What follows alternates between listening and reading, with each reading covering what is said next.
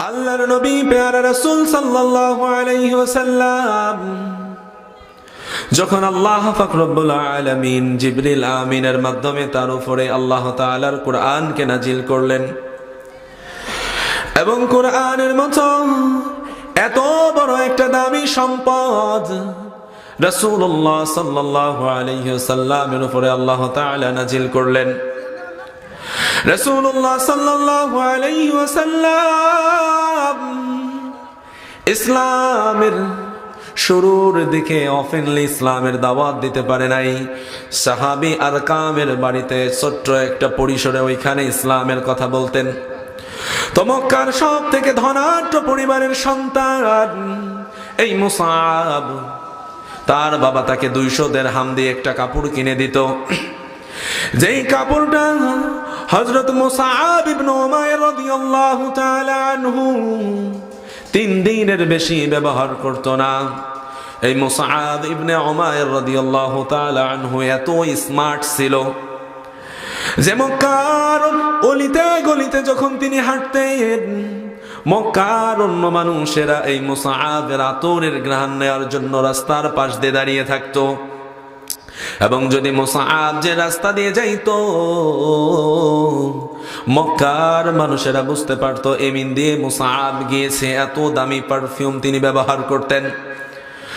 মুসলমান ভাইরা আমার, যখন আল্লাহ রাসূল সাল্লাল্লাহু আলাইহি ওয়াসাল্লাম কাবা চত্বরে হেলান দিয়ে কোরআন তেলাওয়াত করতেছেন, মুসাব আল্লাহ রাসূল সাল্লাল্লাহু আলাইহি ওয়াসাল্লামের কাছে গিয়ে বললেন, হো আমার চাচা, আপনি কি পড়েন? বলে, আপনি এমন মধুর কণ্ঠ দিয়ে কি তেলাওয়াত করেন, কি পড়েন, আমার কাছে অনেক মজা লাগে, আমার কাছে অনেক আনন্দদায়ক মনে হয়। আল্লাহ রাসূল সাল্লাল্লাহু আলাইহি ওয়াসাল্লাম তখন মুসাবকে ডাক দিয়ে বললেন, মুসাব, আমি আমার আল্লাহ তাআলা আমার উপরে যেটা নাজিল করেছে এটার নাম হচ্ছে আল কোরআন। বলেন নাকি আল কোরআন? তবে তোমার অবস্থা তো ভালো না, তুমি তো নাপাক। এই কোরআন শুনতে হলে এবং আমার আল্লাহ তাআলা সম্পর্কে জানতে হলে তোমাকে ওযু করে আসতে হবে, তোমাকে পবিত্রতা অর্জন করে আসতে হবে। মুসাব ইবনে উমাইর রাদিয়াল্লাহু তাআলা আনহু আল্লাহর রাসূলকে ডাক দিয়ে বলেন, ইয়া রাসূলুল্লাহ, ইয়া হাবিবাল্লাহ, আপনি আপনার কণ্ঠে এই তেলাওয়াত করতেছেন, এটা আমার কাছে অনেক ভালো লেগেছে। সুতরাং আমি যে মতদর্শ পোষণ করতাম, যে ধর্মের মধ্যে ছিলাম, সেই ধর্মের মধ্যে আর থাকতে চাই না। সুতরাং আপনি আমাকে শাহাদা বাক্য পড়ায়া দেন। রাসূলুল্লাহ সাল্লাল্লাহু আলাইহি ওয়াসাল্লাম যখন হযরত মুসাব ইবনে উমাইর রাদিয়াল্লাহু তাআলা আনহু কে কালিমা পড়ায় দিলেন, বললেন, পড়ো আশহাদু আল্লা ইলাহা ইল্লাল্লাহু ওয়াহদাহু লা শারীকা লাহু ওয়া আশহাদু আন্না মুহাম্মাদান আবদুহু ওয়া রাসূলুহু। মুসাব ইবনে উমাইর রাদিয়াল্লাহু তাআলা আনহু আল্লাহর রাসূল সাল্লাল্লাহু আলাইহি ওয়াসাল্লামের হাতে হাত দিয়ে কালেমা পড়লেন, শাহাদা বাক্য পড়লেন। এরপরে মুসাব ইবনে উমাইর রাদিয়াল্লাহু তাআলা আনহু তার বাড়িতে যখন চলে গেলেন, প্রথম অবস্থায় তার আম্মা জানতে পারে নাই, কারণ তার আম্মাও ছিল মক্কার অনেক বড় ধনাঢ্য পরিবারের মহিলা। তার আম্মাও ছিল অনেক বড় ফ্যাশন করতো, ওই সময় অনেক বড় মডেলিং ছিল। তো মুসাব ইবনে উমাইর রাদিয়াল্লাহু তাআলা আনহুর মা 1 সপ্তাহ পর জানতে পারলেন যে আমার সন্তান ইসলাম ধর্ম গ্রহণ করেছে, আমাদের ধর্ম থেকে বাহির হয়ে গেছে। তার বাড়ির কাজের লোকেরা তাকে বলল যে আপনার সন্তান তো দেখি নামাজ পড়ে, এটা আবার কি কথা? আপনার সন্তান দেখি ওই দারুল আরকামের বাড়িতে যায়, ওইখানে গিয়ে মুহাম্মাদের কাছ থেকে তালিম নাই। মুসাব ইবনে উমাইরের মা অভিমান করে 1 সপ্তাহ খানা খাইলেন না, বললেন যে সন্তান, তুমি মুহাম্মাদের ধর্মকে ত্যাগ করো, মুহাম্মাদের ধর্ম ছেড়ে তুমি আবার আমাদের ধর্মের মধ্যে চলে আসো,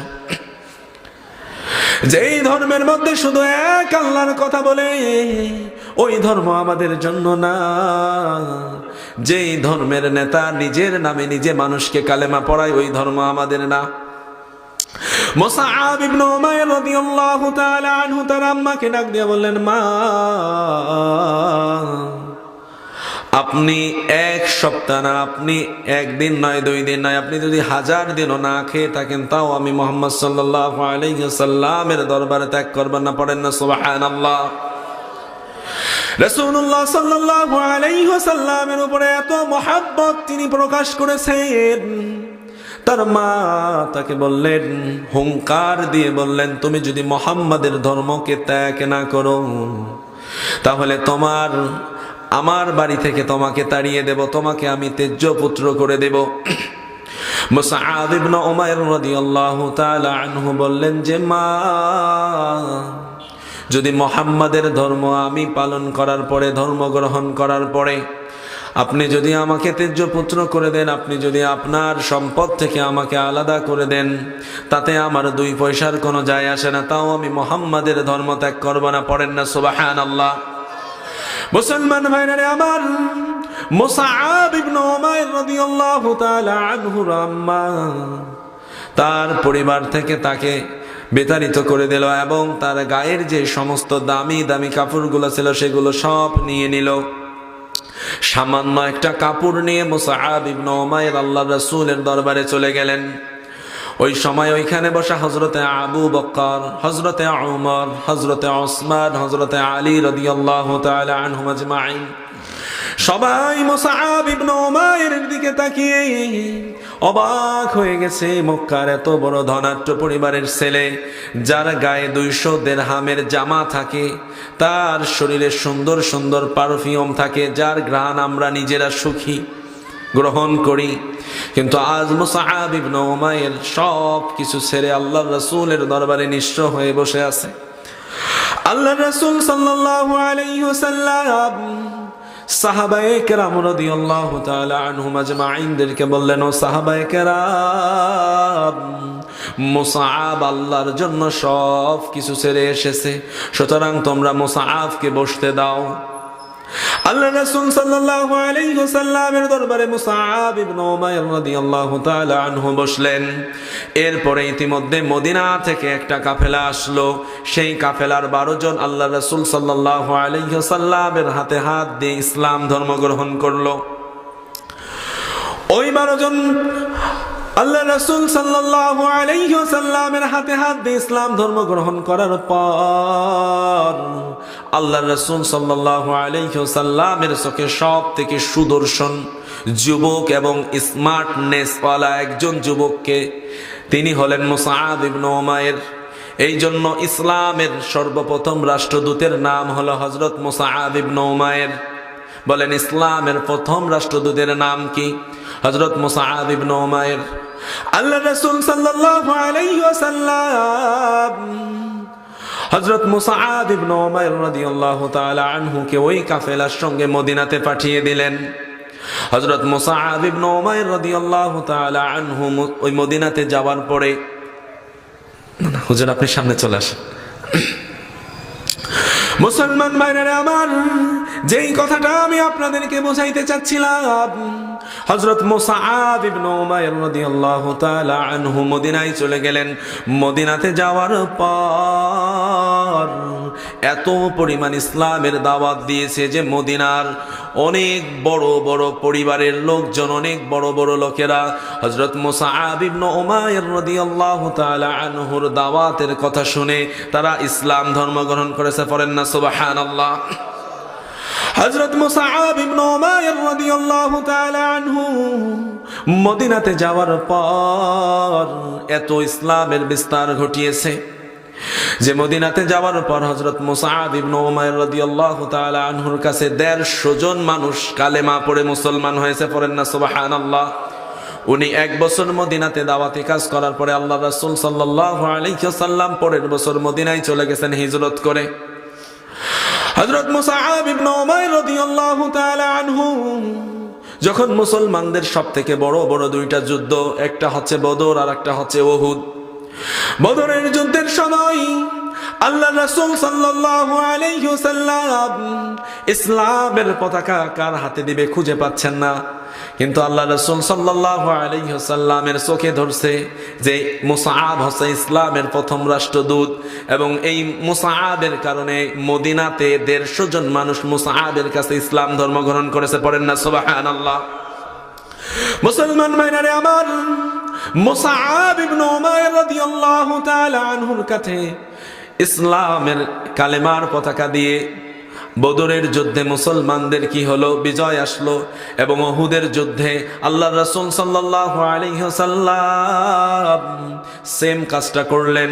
হযরত মুসআব ইবনে উমাইর রাদিয়াল্লাহু তাআলা আনহুর কাছে ইসলামের পতাকাটা দিলেন।